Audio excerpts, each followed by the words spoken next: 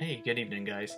I just wanted to come on and make a quick video. I felt led to share a couple of my dreams that I've had, and they're kind of spread apart. They're about 4 months apart, but I feel like they're linked, and so I just wanted to share them with you and get your interpretation on them. And the one I had was back in July, and I have it all written down. You should see my dream list. It's excessive, so I'm slowly going through as I research and kind of go through each one of these and share the ones I feel led to. And so the ones I'm going to share, this one dream I had was on July 29th of this year, 2017, and my wife and I were driving in a golf cart around a winding hill. We were on one of those golf cart paths, and there was water down below us. Knew it was in the evening time, but we couldn't see really clear. It was fixing to get dark and couldn't really see where we were going. We were coming up on a curve, and then half the road disappeared, so it was completely gone. And right when we saw that the road wasn't there, I fall out of the golf cart and I land down in the water. And it wasn't too far of a drop, but it was enough to be worried. And Kristen didn't fall out. She was still in the golf cart. And I fell in the water, but then right when I hit the water, somebody came immediately, grabbed me, and told me, don't worry, I'm here, I saw you, we have insurance on the golf carts, don't worry about anything, I'll take care of you. And so that night, because by that time it was already dark, he took Kristen and I and said that he would put us up for the night at his place. Don't have to worry about anything, just stay with him. And so we're walking, and I can tell it's in a dry area. I would say like a Middle Eastern country. And the house that we went up to, it was 2-story, and it had a flat roof. So, how you've seen in kind of some of those Middle Eastern countries, they've got the one level, and then the next level with a balcony around, and then they've got, those flat roofs. So that's what I saw, and that ended up being the nicest one in the town. And all the others were run down, but this one was really nice.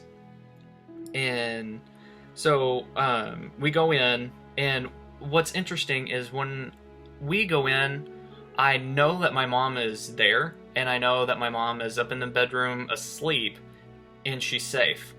So I never saw her throughout the dream. I just walked in and just had a knowing, mom's upstairs, she's fine. So I thought that was interesting. And so I noticed while we were there were a bunch of dark-skinned people walking around, and they had dark skin, black hair, and they were walking around, and then it seemed as if they were all congregating together and coming towards our building. And we started to hide because they were getting ready to bust in, and we knew that they were fixing to raid that building and that they were coming after to kill us. They kept saying, the closer they got, how they wanted us dead.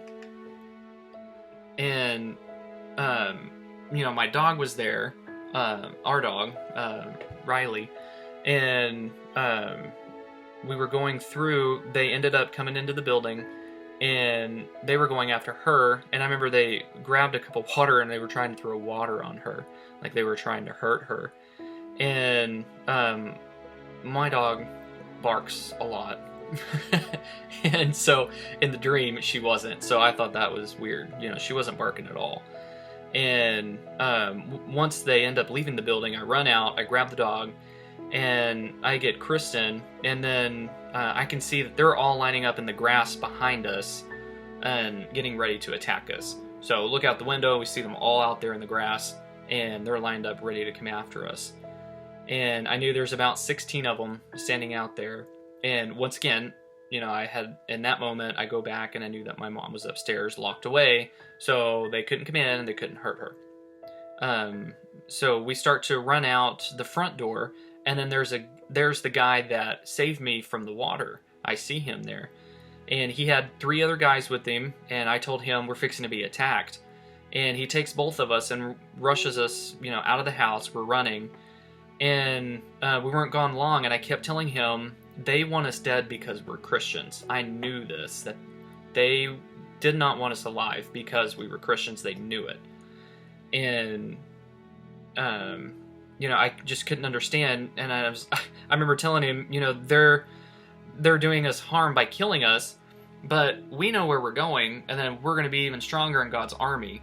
And you know, it's like they just don't understand. I mean, they don't understand what's going to happen and how we're going to come back after them. And you know, we go back. So we go back, and then there is a ton of people with us, and it's a whole army that is with us. So we're all walking back to the house, and then now Kristen and I have this huge army behind us. And you know, it forces all of them. They see us, they get scared, and then they go to the roof of the building next to us. And then once again, in that moment, you know, I knew again that my mom was there, and I knew that she was safe. And then that was it. That's all I remember of that particular dream. So going on to the second dream I had on November 3rd, and this dream is extremely vivid. And I remember I was laying in bed, and I was looking out the roof. I either did not have a roof, or it was a whole glass roof. And I saw all these planes, and there's probably 20 to 30 planes, and they were all in a line.